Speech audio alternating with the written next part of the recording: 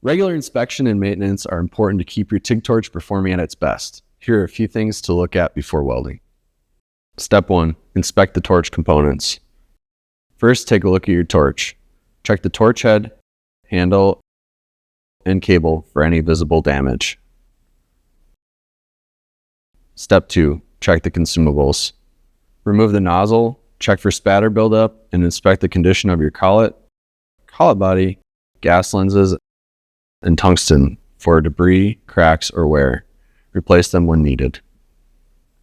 Step 3. Verify gas flow. Confirm your shielding gas is flowing properly. If you're seeing porosity or oxidation in your welds, you might have a kinked hose, a clogged gas lens, or a faulty regulator.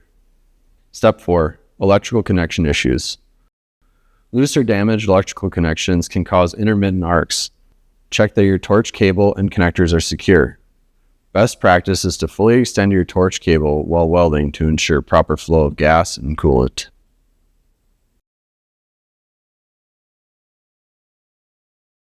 Step 5. Check the cooling system.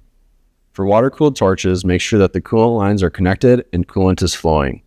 Watch for leaks or blockages and double check that your cooler is running properly to avoid overheating.